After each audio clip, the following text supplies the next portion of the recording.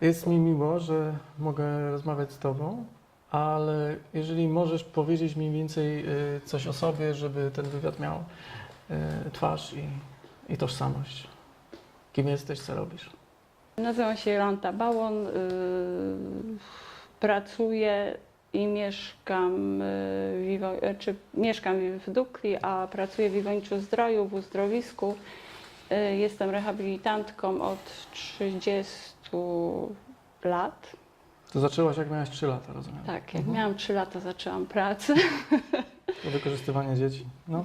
A tak szczerze, to jest coś, co sprowadziło Cię na nitkę tutaj właśnie Feldenkraisa, to co my teraz będziemy chcieli z Tobą omówić? Powiem tak, w pewnym momencie, parę lat wstecz, byłam już zmęczona pracą i pracą z ludźmi. Miałam jakiś taki przełom, Kryzys. taki kryzys właśnie i szukałam coś i sama nie wiedziałam, co szukam. Mhm. A co było powodem tego zmęczenia według Ciebie najbardziej? No nie wiem, chyba praca, po prostu ogrom pracy, która była i Jej ilość, jej ciężar? ilość, ciężar, przemiał tych osób, ilość tych osób, którą trzeba było po prostu jakby ogarnąć i zrobić, żeby to też każdy był zadowolony z tego, co się robi. Mhm. Bo generalnie pracowałam na masażu ręcznym, także może i fizyczne zmęczenie było. I no nie wiem, no po prostu coś mnie zaczęło męczyć, dręczyć w środku. To dotyczyło I- Twojego zmęczenia, czy bardziej tego, że nie zadowalały Cię efekty? Znaczy nie, wydawało mi się, że staram się dla ludzi Mhm. robić dobrze. To, co mogłam, to robiłam. Wydawało mi się, że dobrze to robię, ale no chyba byłam zmęczona fizycznie też. Za I dużo to jakoś kosztowało. za dużo mnie to kosztowało. Dom, jeszcze praca Mhm. i zawsze coś tam obok wychodziło. I Jak to się stało, że trafiłaś akurat na Feldenkraisa Znaczy, to nie wiem, ja tak sobie właśnie przemyślałam tą sytuację, jak to było. Ja w pewnym momencie właśnie w tych poszukiwaniach taką niemoc dostałam i chciałam, powiem tak, przyjechała do nas zakonnica, która po prostu przy odjeździe dostałam od niej obrazek, Mhm. gdzie była modlitwa do świętej Rity. Ciekawe, no dobra. I no nie wiem, jakoś taki impuls wewnętrzny był, że zaczęłam sobie tę modlitwę czytać i jakoś tak wewnętrznie mówię, no spróbujemy. Proszę ją o pomoc, żeby mi pokazała drogę, Mhm. co mam zrobić. I to trwało przez jakiś tam czas. W jakimś czasie dostałam właśnie telefon od znajomej, która właśnie urodziła dziecko z zespołem Downa i że będzie sprowadzać z Lublina panią, która zajmuje się Feldenkraisem, co dla mnie to słowo było w ogóle nowe. Mhm. I czy bym nie chciała po prostu się tego uczyć, zobaczyć, na czym to polega. Czyli jakiś kosmiczny zbieg sytuacji. Rozumiem? wiem, I jak interwencja sił wyższych sprowadziła Nie cię wiem, tutaj? nie wiem. Ja to sobie tak wszystko ułożyłam, Mhm. że to może faktycznie, tak jak mówisz, że to było zbieg siły wyższej. No i zgodziłam się, że po prostu przyjadę na to spotkanie Mhm.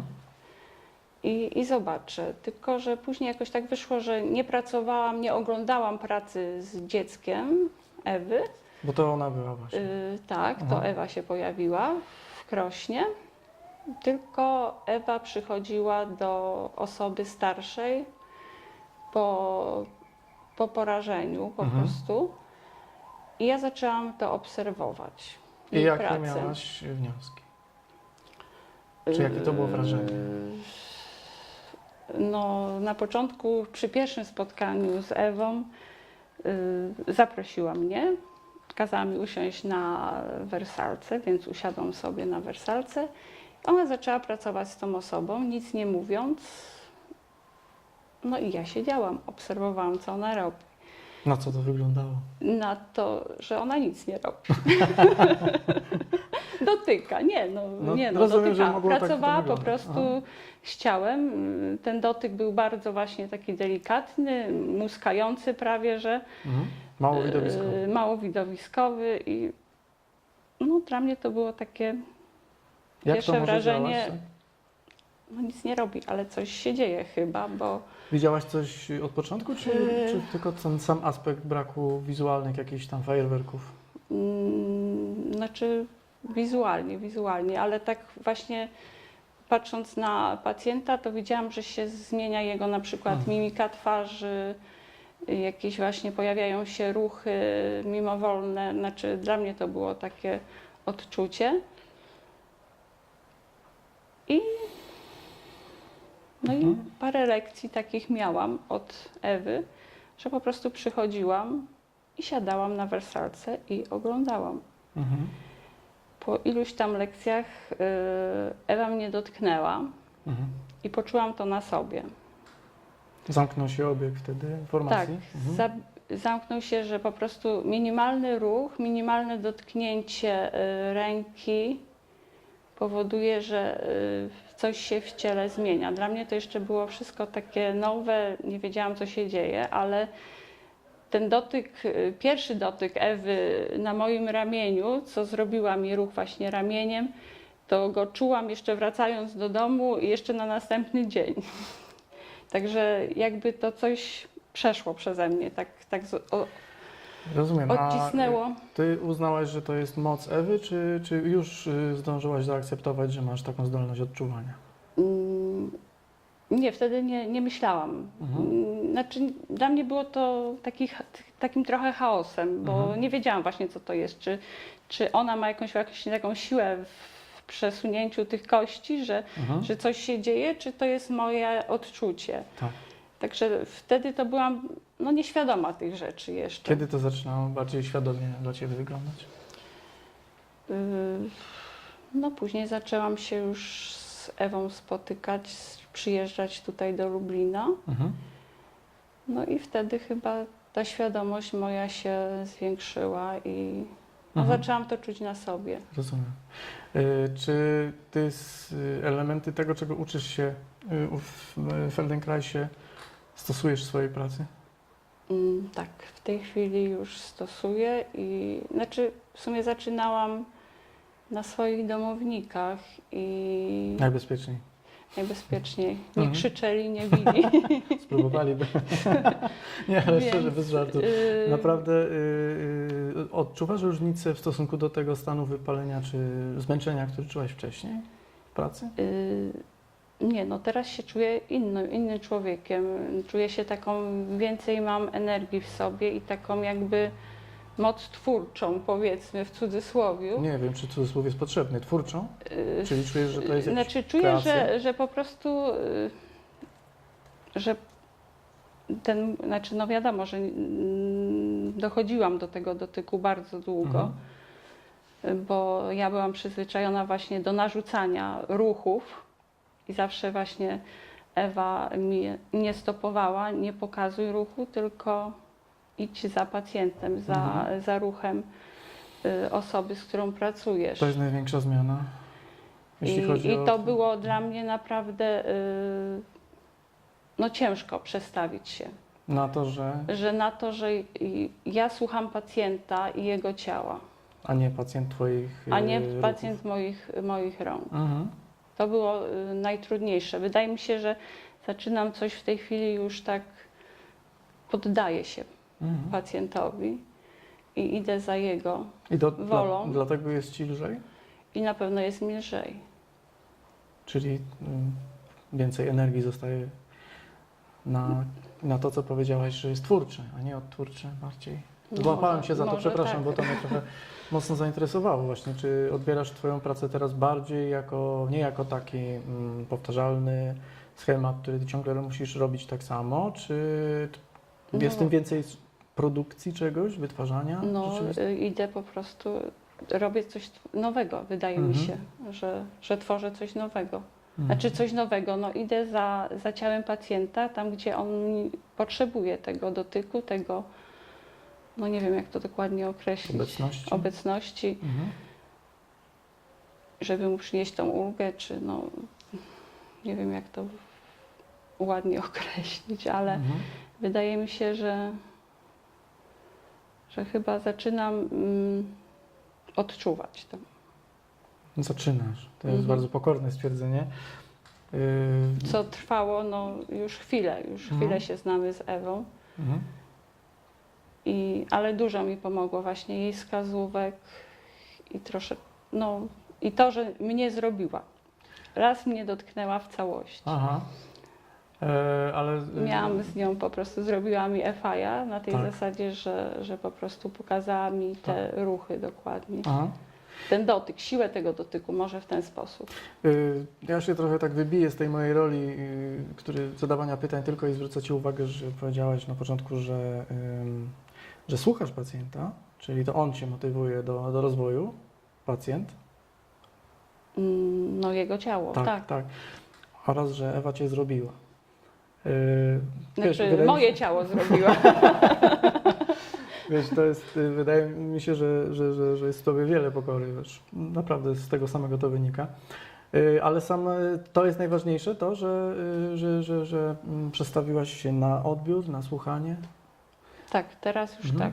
I pytanie... Wydaje mi się, że tak, że już nie narzucam swojej woli w ćwiczeniach, w ruchach. Po prostu nie. Rozumiem.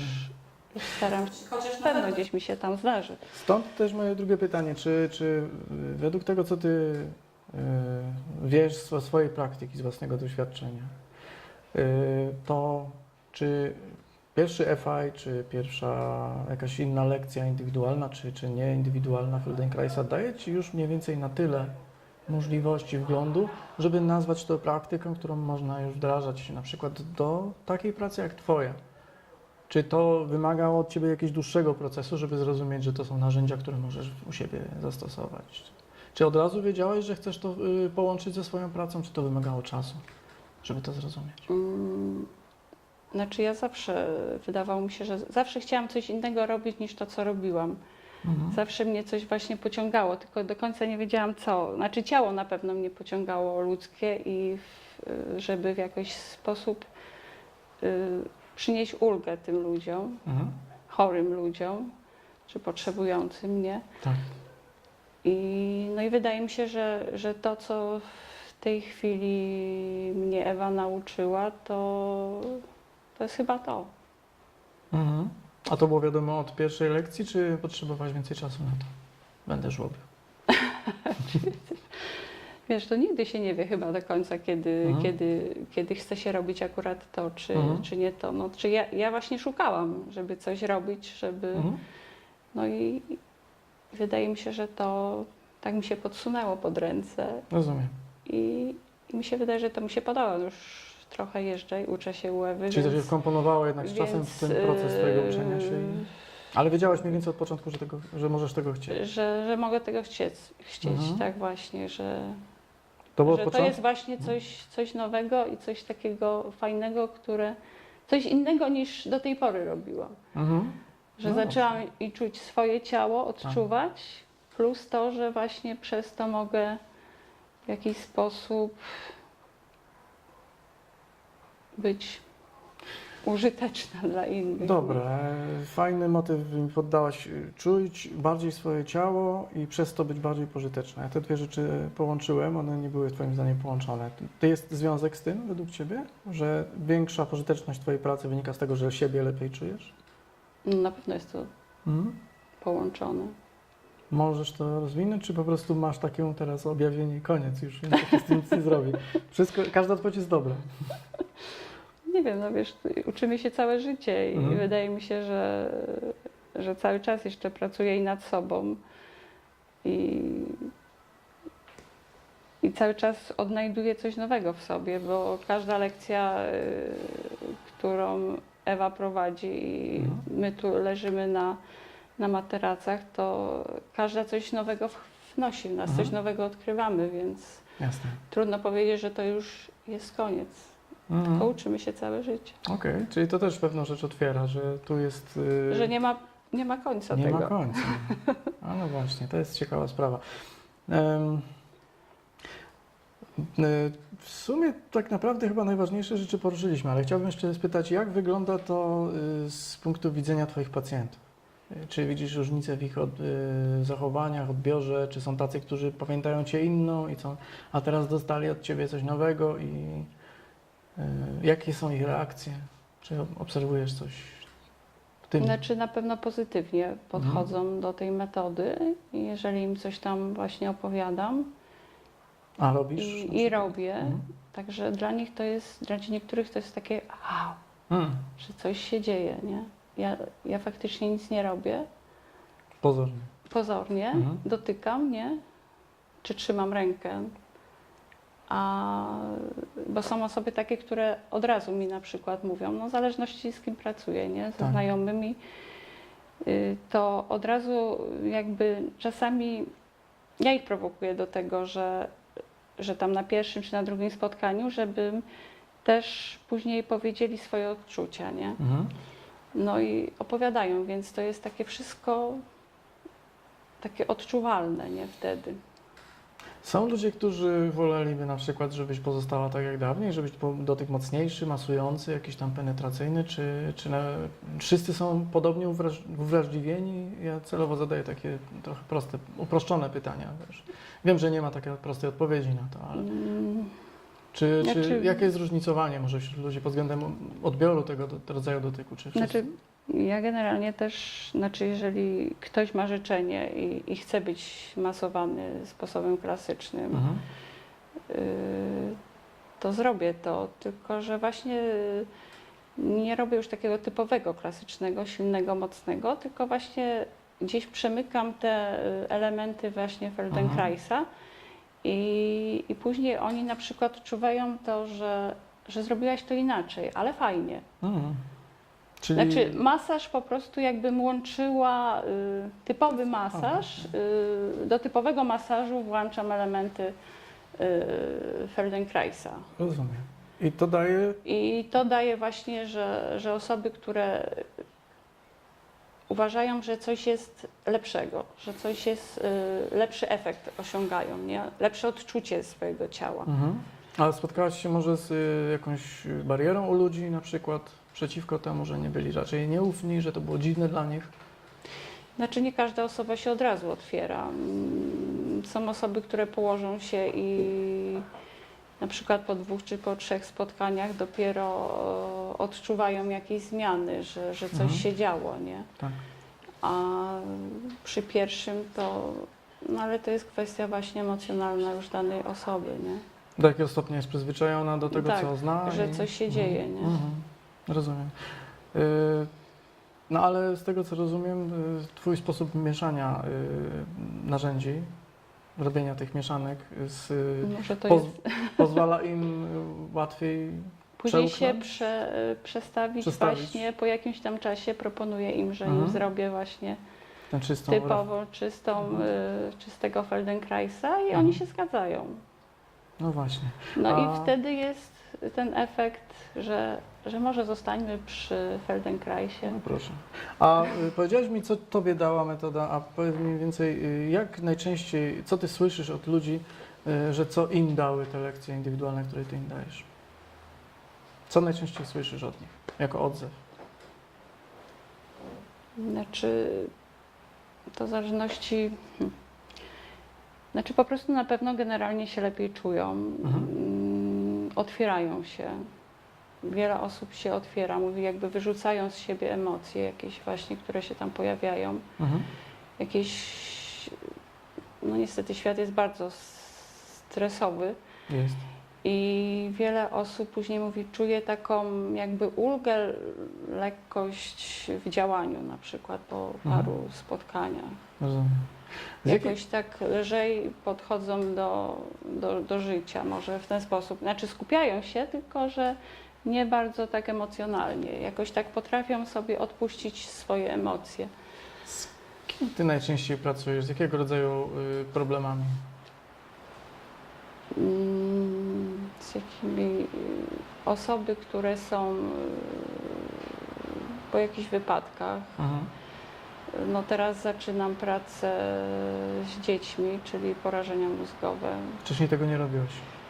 Znaczy, coś tam robiłam, no ale większość pracowałam z osobami starszymi. Rozumiem. To jest odwaga, która pojawiła się ostatnio? No taka trochę, takie wyzwanie. Jak się czujesz przed wejściem do tego obszaru? No już pomalutku się przyzwyczajam i wydaje mi się, że jakoś sobie muszę poradzić. Musisz. I poradzę. A miałaś już, rozumiem, pierwsze Tak, zetknięcia tak, z już z porażeniem dziećmi mózgowym, miałam. tak? Tak. Mhm. Jakie masz odczucia? Znaczy pozytywne, no na pewno trzeba więcej mojej jakby cierpliwości i poznania dziecka, może tak, żebym po prostu, dziecko mnie zaakceptowało. To jest na pewno dla mnie takie troszeczkę Nowe? nowe. Mhm. A w jaki sposób metoda Ci się przydaje do tego procesu uzyskania akceptacji tego małego pacjenta, czy nie ma tutaj zmiany? No nie, no na pewno. Możesz wiedzieć jak? Widzisz to jak? Czy to jest odczuwanie tylko? Znaczy, Byłabyś w stanie to opisać jakoś? jakoś wiesz co, ciężko mi w tej chwili, Aha. żeby tak opisać. W jaki sposób łatwiej Ci przemówić do osoby młodej, małej z takim, no powiedzmy, ograniczeniem w cudzysłowie? Uzyskać zaufanie kogoś, kto ma taki właśnie problem. Znaczy odpowiedni ten dotyk jest jednak, Aha. jest tak powiedzmy wspaniały, że on po prostu to dziecko się też potrafi do niego dostosować i znaczy ja się dostosowuję do dziecka przez ten dotyk Mhm. właśnie. Także musi być to tak jak Ewa zawsze, żeby to był wolny. Ja muszę mieć tą swoją jakby wewnętrzny spokój, wewnętrzny spokój, żeby podejść do tego dziecka. Nie mogę podejść emocjonalnie, tylko muszę sobie jakoś tak siebie uspokoić, Mhm. żeby to dziecko po prostu nie odczuwało moich emocji. Jak I jak ty sobie radzisz właśnie z powstrzymywaniem własnych oczekiwań wobec postępu, na przykład pacjenta, zwłaszcza dzieciaka na przykład w takim stanie?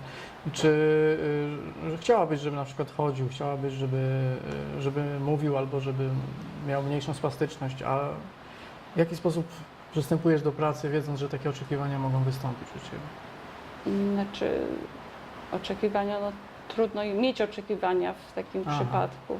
No to Po prostu nie było- pracuję, żeby mu przynieść jakąś ulgę, No. żeby on poczuł ulgę. Pytanie było prowokacyjne, nie dałaś się nabrać, ale podejrzewam, że czasami również rozmawiasz z rodzicami No, i oni mają oczekiwania. oni mają oczekiwania. Jak sobie z ich oczekiwaniami radzisz? No chyba muszę jeszcze popracować A. nad tym. Dobrze, to jest temat, który wymaga trochę intymnego nastawienia. Może nie będę Cię tutaj za bardzo męczył, bo po prostu to jest osobny temat. Jestem Ci bardzo wdzięczny za szczery, ciepły, i otwarty i odważny wywiad. Jestem kolosalnie dumny z tego, jak płynnie wybrnęłaś z wszystkich moich beznadziejnych pytań i miejmy nadzieję, że po jakimś okresie pracy, jeżeli się Spotkamy zgodzisz, się. będzie mi miło móc jeszcze raz porozmawiać. Oczywiście. Przyjemność była po mojej stronie. Dzięki. Nawzajem.